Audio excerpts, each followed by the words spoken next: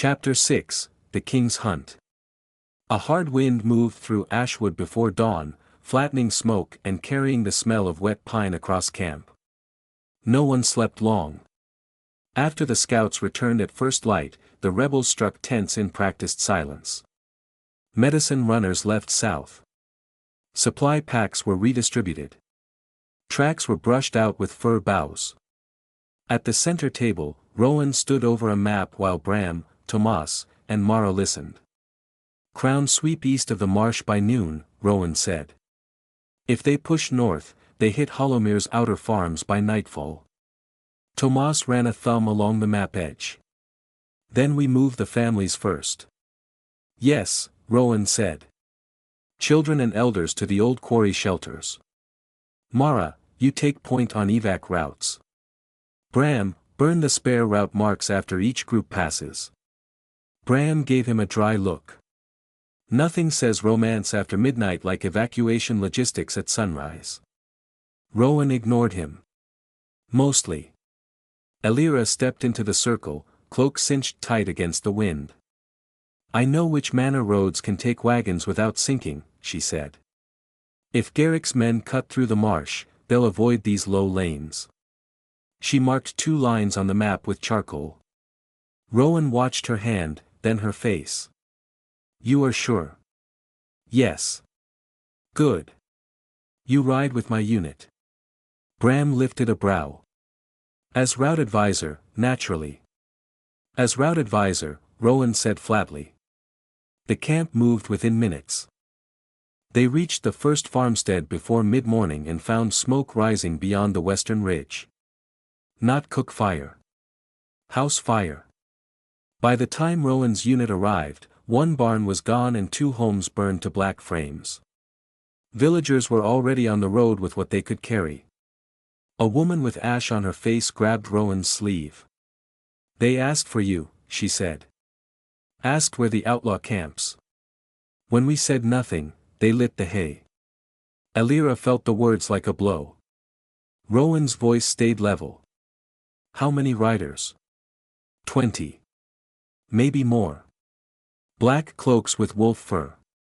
Garrick." Rowan turned to the rebels. "Move them now. North Lane. No fires until moonrise." For hours they escorted villagers through trees and broken stone paths. Elira rode beside Rowan, calling turns before washed-out bridges and warning where wagons would bog down. By dusk, the last evac group reached the quarry shelters. Only then did Rowan allow a halt. The quarry was half cave, half ruin, sheltered by a collapsed overhang and hidden behind thorn growth. Lanterns were hooded. Children were fed first. Wounded were treated near the back wall. Rain started again. Elira sat on a crate near the cave mouth, wrists resting on her knees, staring into the dark. Rowan found her there with 2 cups of bitter willow tea. He handed one over. "You have not spoken in an hour," he said. "I keep hearing that woman," Elira replied. "They asked for you and burned her home anyway." Rowan sat beside her. "Garrick does not want answers. He wants fear."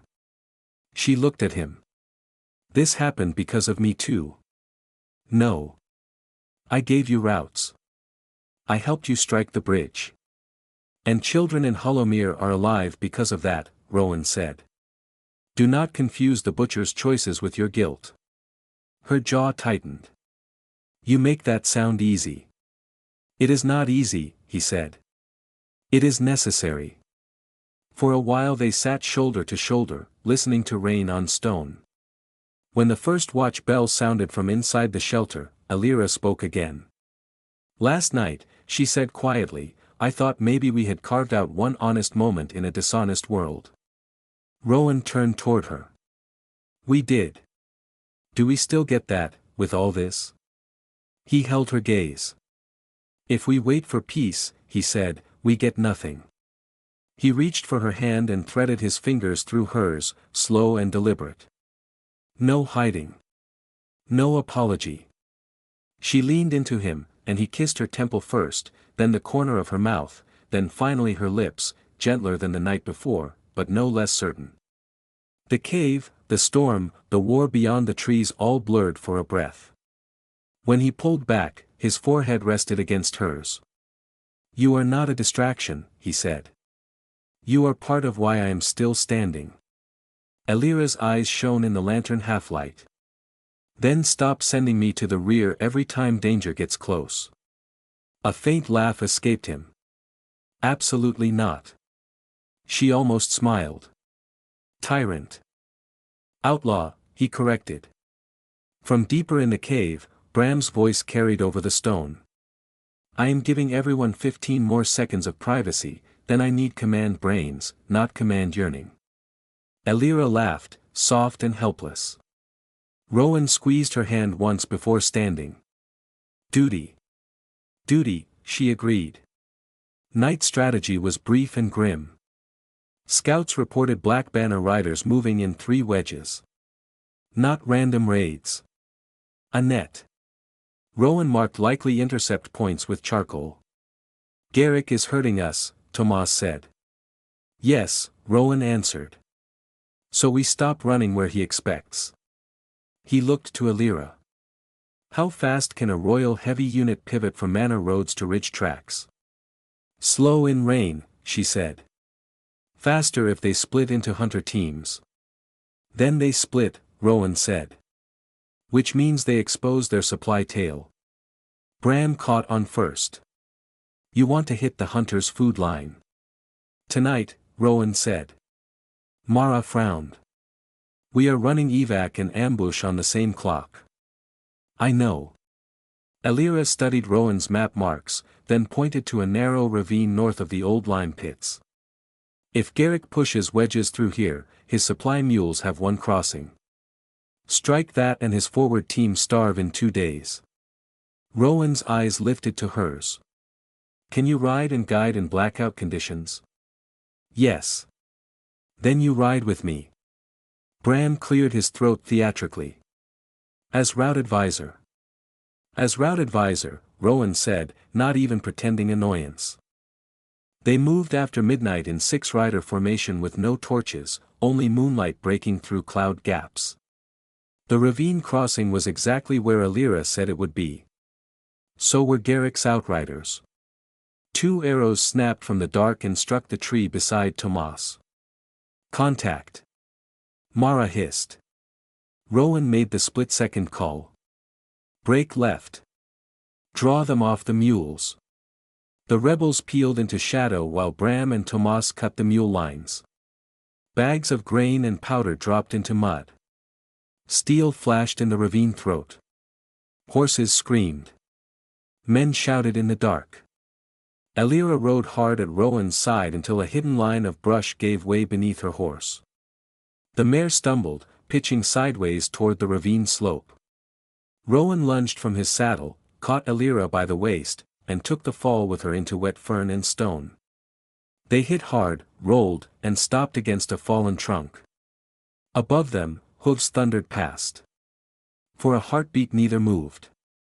Then Elira sucked in air and pushed up on one elbow. "Are you hurt?" "Bruised," Rowan said. "You." "Breathing." He let out a short breath that might have been laughter or relief. "I will take it." In the dark hollow beneath the trunk, rain dripping inches from their faces, he touched her cheek with muddy knuckles and kissed her once, quick, fierce, alive. "Stay low," he whispered. "I hate that sentence too," she whispered back. "I know." They rejoined the unit minutes later as the last supply sacks were dragged into cover. The raid was not clean, but it worked. By dawn, Garrick's hunters had lost food, powder, and 2 days of momentum. The rebels had 1 broken wrist, 3 cuts, and a dangerous new enemy who would not forgive humiliation. Back at the quarry shelters, Rowan finished wound checks and finally sat beside Elira near the cave wall. Neither spoke at first. Exhaustion pressed against both of them. Elira rested her head on his shoulder. He turned slightly and pressed a kiss to her hairline. No witnesses this time. No interruption. Just quiet closeness earned the hard way. After a long silence, she said, "He will come harder now." "Yes," Rowan said. "Then we hit first again." He looked at her, tired and proud and something softer that only she got to see. "That is why I keep you on my left," he said. Outside, morning gathered over Ashwood in grey bands of light. Inside the shelter, horns sounded from the far ridge. Scouts returning. War again. Rowan stood and offered Elira his hand. She took it. Together they walked back to the map table as the camp woke for another day of the king's hunt.